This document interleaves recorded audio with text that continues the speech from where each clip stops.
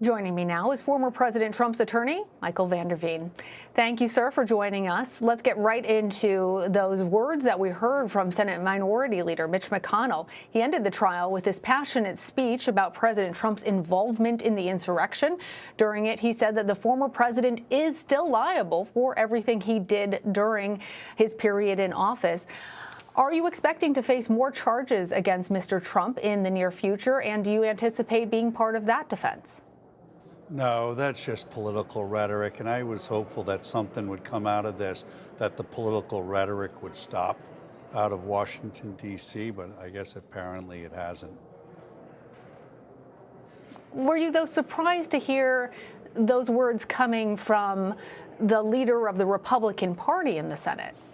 I'm not surprised to hear a politician say anything at all. No. Well, throughout the trial, you denied that Mr. Trump had a role in inciting the January 6th insurrection at the Capitol. You argued, first of all, that there was no insurrection, but during your closing arguments, you seemingly admitted that there was, in fact, an insurrection, using that word, saying that was not up for debate. What role did the former president play? You didn't understand the case. I used the word I'll give you the opportunity to clarify, sir. Sure. I used the word insurrection in my closing argument when quoting the charging documents. What happened at the Capitol on January 6th is absolutely horrific. But what happened at the Capitol during this trial was not too far away from that. The prosecutors in this case doctored evidence.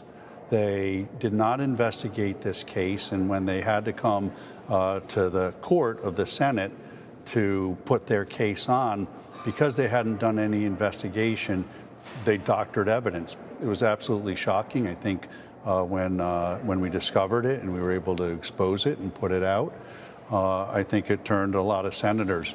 The American people should not be putting up with this.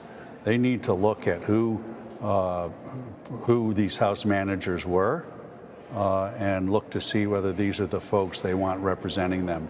It was shocking to me. Wouldn't have believed it. Let's follow up with a point that you're making right now about the House managers, as you say, doctoring evidence, and the argument. They didn't deny for it. Our viewers, they didn't deny it. I put it in front of them 3 times. To be clear for our viewers, what you're talking about now is a check mark. That's a verification on Twitter that did not exist on that particular tweet. A 2020 that should have actually read 2021, and the selective editing, you say, of the tapes. Is that the doctored evidence of what you're speaking? Wait, that's not enough for you? That's not enough for you? Wait, no, sir, no. I'm trying. Listen, I'm not a juror in this trial. What I'm trying to be clear for our viewers is what you're referring to, because not everybody has been following. It's not okay not everybody, to doctor sir, a little bit of evidence. Respectfully. I have not said it is. I have not said it is okay. Ma'am, your question is I want to be clear for our viewers. Listen, what has to happen is I want to be clear for our viewers about what exactly you're saying when you say doctored evidence. The media has to start telling the right story in this country. The media is trying to divide this country. You are bloodthirsty for ratings, and as such, you're asking questions now that are already set up with a fact pattern. I can't believe you would ask me a question indicating that it's all right just to doctor a little bit of evidence. There's more stuff that we uncovered that they doctored, to be frank with you, and perhaps that will come out one day. But we won this case, and I'm not a sore loser, but what happened, or a sore winner, I should say, but what should happen is somebody should look at the conduct of these House managers. It's unconscionable, aside from all of the due process violations that my client had. And the media should be looking at a square, straight way. The straight way. When I watch the news, I watch one station and it's raining. I watch another station at the same time and it's sunny. Your coverage is so slanted, it's got to stop. You guys have to stop and start reporting more like PBS does rather than a TV news show that doesn't have any journalistic integrity at all. What I'm telling you is that they doctored evidence. And I believe your question says, well, it's only a Twitter check and changing a year of a date here. They switched the date of a Twitter a year to try to connect it to this case. That's not a small thing, ma'am. The other thing they did is they put a check mark on something to make it look like it was a validated account when it wasn't. And when they were caught, they didn't say anything about it. They didn't even try to come up with an excuse about it. And that's not the way our prosecutors or our government officials should be conducting themselves. And the media shouldn't be letting them get away with it either. I'm tired of the biased media on both sides, left and right. What this country wants, what this country needs, is this country to come together, to take the left and the right and find a middle ground and start responsibly being our public officials, our elected officials.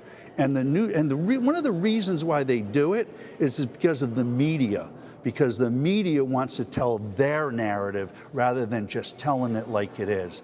And frankly, I'm tired of it. I'm not a media, I'm not in front of your cameras all the time, but what I've been subjected to this last week. I understand, and I've given you the opportunity. You don't want to hear the truth.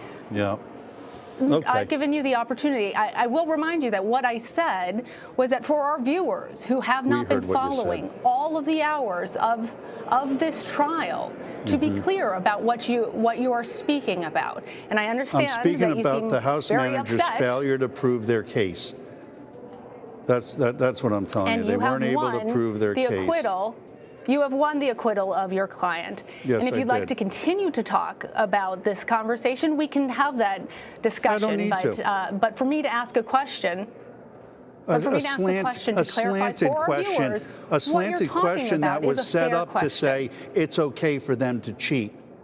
That was your question. Isn't it okay for them to cheat? I didn't say that. It's just a little bit. You said, to be fair, it was only a check on the Twitter. That's what you said.